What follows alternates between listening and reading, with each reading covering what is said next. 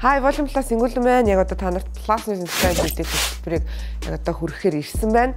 За тэгээд өдөр болгон 17-21 цаг 40 минутанд Plus News-ээс гой мэдээлэл болдог байгаа.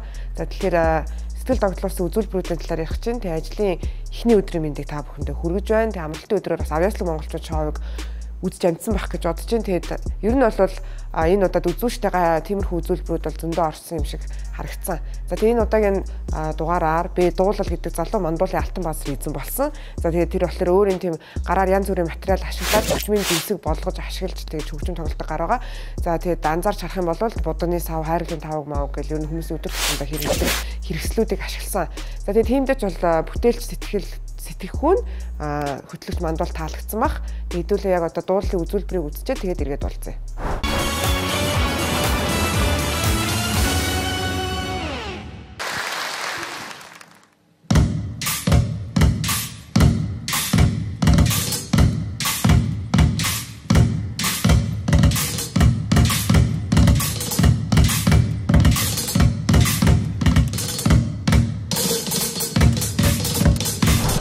За энэ хүнийг бас rap хийтэй адилхан урт төстэй G байна мэн гэсэн ер нь бол тиймэрхүү сэтгэлдлүүд зөндөө явууллаа.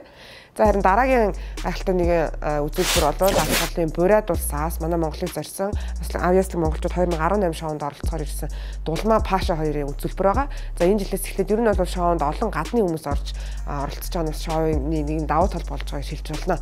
За харин Дулмаа Паша 2-ын хувьд бол агаар дээрх үзүүлбэр үзүүлсэн.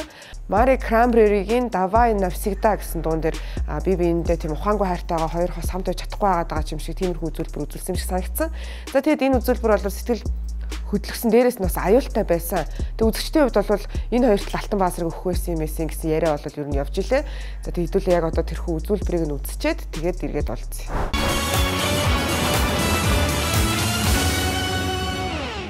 Файна всегда. Но вдруг повезет, в этот раз буду твоя звезда. И всю жизнь буду верной. За харин дараагийн үзүүлбэр болохоор UB Comedy-гийн Амаржингийн үзүүлбэр байсан. Гэхдээ энэ бас үзүүлбэр нэг тийм амар онц санагдаагүй. Яагаад гэвэл UB Comedy дээр хийдэг stand-up-уудыгаа яг нэг л ярьдаг зүйлээ дахин яриад байсан. Гэхдээ хэдүүлээ яг одоо Амаржингийн үзүүлбэрийг үзчихэд тэгээд мэдээлэлээ төгсгөцгөөе.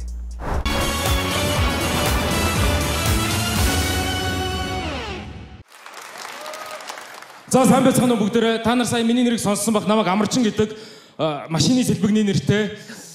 Амарчин.